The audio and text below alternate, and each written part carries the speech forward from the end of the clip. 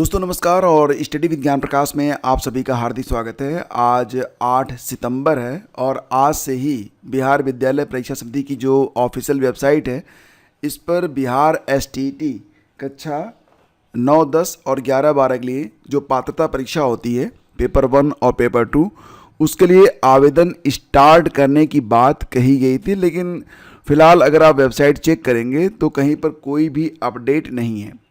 तो फ्रेंड्स इसका मतलब ये है कि हो सकता है कि अभी जो आपके आवेदन है उसमें कुछ विलम्ब हो या फिर एकाएक आपके सामने कुछ भी आ सकता है, कोई भी नई अपडेट आ सकती है। फिलहाल सरकार ने कहा है कि आपकी जो बिहार की चौथी शिक्षक भर्ती होने वाली है बीपीएससी टीआरई 4 उसके पहले बिहार एसटीईटी की परीक्षा 2025 की करवाई जाएगी। तो फ्रेंड्स यहाँ पर कुछ डॉक्यूमेंट्स हैं जिनको आपको रेडी रखना चाहिए। जैसे कि बात करें, ये नोटिफिकेशन है और नोटिफिकेशन में आपको बताया गया था कि जब आप आवेदन करेंगे तो उस समय आपको कुछ डॉक्यूमेंट्स ये आपको अपलोड करने पड़ेंगे। क्या क्या डॉक्यूमेंट रहने वाले हैं आइए देख लेते हैं। देखो, सबसे पहले तो मैट्रिक यानी कि 10th का प्रमाण पत्र और अंक पत्र चाहिए, दोनों चाहिए, ठीक है। इंटरमीडिएट का प्रमाण पत्र और अंक पत्र दोनों चाहिए। स्नातक का प्रमाण पत्र भी चाहिए और अंक पत्र भी चाहिए, दोनों चाहिए। पीजी का भी प्रमाण पत्र और अंक पत्र दोनों चाहिए। बीएड का प्रमाण पत्र, अंक पत्र दोनों चाहिए। ये सारी चीज़ें आपके पास ऑलरेडी होंगी, लेकिन क्या बनवाना पड़ेगा? बनवाना ये पड़ेगा कि सक्षम प्राधिकार द्वारा निर्गत आवासीय प्रमाण पत्र। अगर आप लाभ लेना चाहते हैं रिजर्वेशन का तो आपको आवासीय प्रमाण पत्र, साथ ही साथ जाति प्रमाण पत्र, अगर ओबीसी से है तो ओबीसी द्वारा जो प्रमाण पत्र जारी होता है, तो ये प्रमाण पत्र आपको रेडी रखने पड़ेंगे और बिल्कुल लेटेस्ट आपके होने चाहिए। तो जिस भी कैटेगरी में दिव्यांगता का दावा करने वाले जो हैं अभ्यर्थी, वो लोग भी सक्षम प्राधिकारी द्वारा अपना एक प्रमाण पत्र बनवा लें। और भूतपूर्व सैनिकों के लिए जो अधिकतम आयु सीमा में छूट का लाभ लेने के लिए भूतपूर्व सैनिक होने का प्रमाण पत्र भी चाहिए। तो सारे जो डॉक्यूमेंट्स हैं ये आप रेडी रखिए। इसका स्क्रीनशॉट आप ले लीजिए। मैं थोड़ा सा साफ़ कर देता हूँ फिर से ताकि आप अच्छे से ले पाएँ। तो इसका स्क्रीनशॉट लेके रख लीजिए। अगर आप यहाँ बिहार एसटीईटी का फॉर्म भरने जा रहे हैं तो ये सारे डॉक्यूमेंट्स की ज़रूरत आपको पड़ने वाली है दोस्तों, ठीक है। तो सारा जो है ले लीजिए इसका स्क्रीनशॉट, और ये जानकारी मैं आपको टेलीग्राम चैनल पर भी शेयर कर दूँगा। आपको बता देंगे फ्रेंड्स कि जो लोग पेपर 1 क्वालिफाई करते हैं, पेपर 1 वाले जो होते हैं वो 9 और 10 में शिक्षक बनते हैं, और पेपर 2 जो लोग क्वालिफाई करते हैं वो 11 और 12 में शिक्षक बनते हैं। रही बात ये कि परीक्षा कैसे होती है दोस्तों, तो यहाँ पर आपको बताना चाहेंगे। देखो, इस बार शुल्क आपके काफ़ी कम रहने वाले हैं, मात्र 100 रुपये ही आपको फीस देनी पड़ेगी। ये सारी जानकारी यहाँ पर गलत है क्योंकि 2023 का यह नोटिफिकेशन जो कि आपके सामने है। और ये भी आपको पता है कि 150 अंकों की परीक्षा होती है, जिसमें अगर आप जनरल कैटेगरी के हैं, अदर स्टेट के हैं, तो 75 अंक आपको प्राप्त करना पड़ेगा। 50% अंक जो हैं ये पासिंग मार्क है और ये कंपलसरी है। 37 साल की उम्र तक पुरुष अभ्यर्थी, और जो अनारक्षित महिलाएं हैं वो 40 साल तक।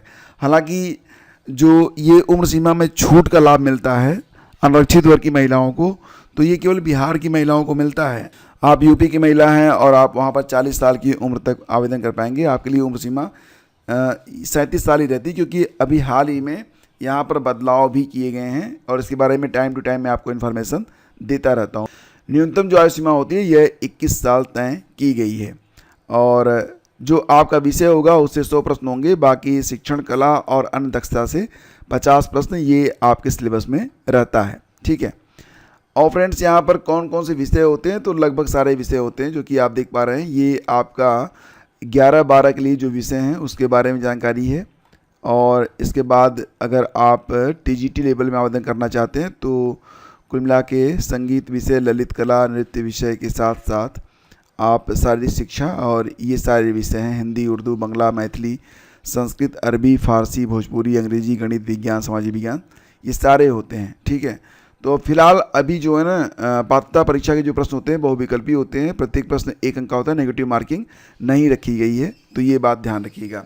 अभी ये 2023 के नोटिफिकेशन में जो जानकारियाँ थी वो मैं आपको शेयर कर रहा हूँ। लेटेस्ट नोटिफिकेशन अभी जारी नहीं हुआ है और नोटिफिकेशन के बारे में हालांकि जो प्राइवेट वेबसाइट्स हैं व्यक्तिगत रूप से चलाई जाती हैं उस पर तो सब कुछ आ गया है, लेकिन अभी फ़िलहाल ऑफिशियल तरीके से देखा जाए तो कोई भी यहाँ पर विज्ञापन जारी नहीं हुआ है। और अभी सुबह के लगभग 7:30 बज रहे हैं और अब तक कोई भी इन्फॉर्मेशन क्योंकि नहीं है, तो ये मान चलते हैं कि हो सकता है कि आज से आवेदन स्टार्ट ना हो।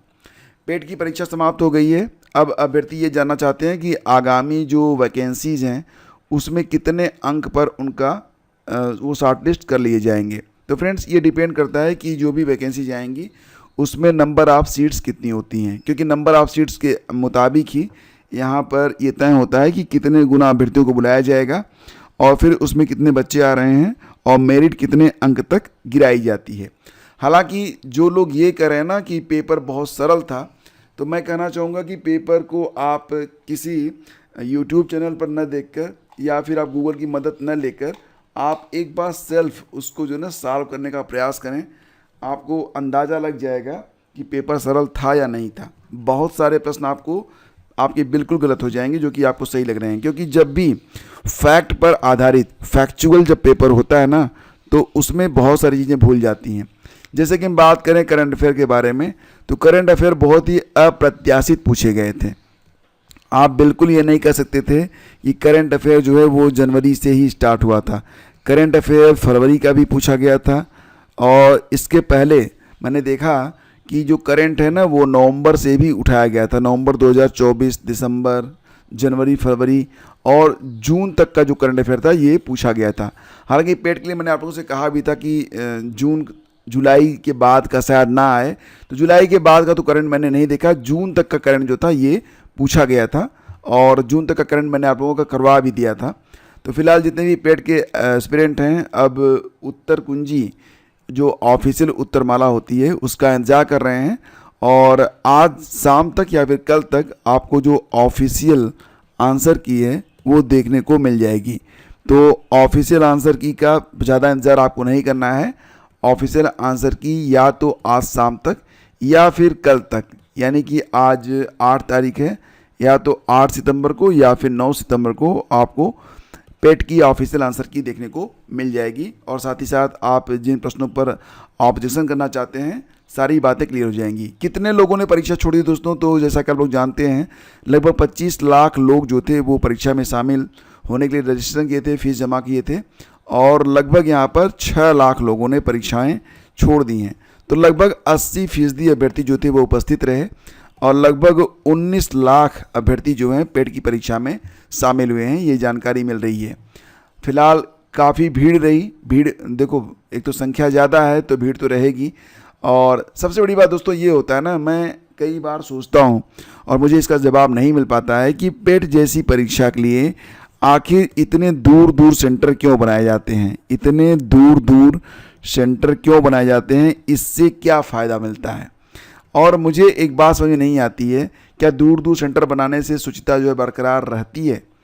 एग्जैक्टली बात ये होता है ना कि बहुत सारे लोग होंगे जिनका अपने बगल के स्कूल में भी परिचय नहीं होता है, ठीक है। तो ऐसा नहीं होता है कि सारे बच्चों की सेटिंग हो जाती है, ऐसा नहीं होता है। इतने दूर दूर सेंटर जो हैं जो बनाए जाते हैं स्वच्छता के लिए, तो यहाँ पर थोड़ी से मुझे लगता है ना कि अगर आप स्टाफ ही बदल दो, ठीक है, जैसे कि जिला वही रखो, स्टाफ चेंज कर दो, सब कुछ एकाएक जो है पता चल जाएगा सबको। तो स्टाफ बदलना ये ज़्यादा आसान रहेगा, ठीक है।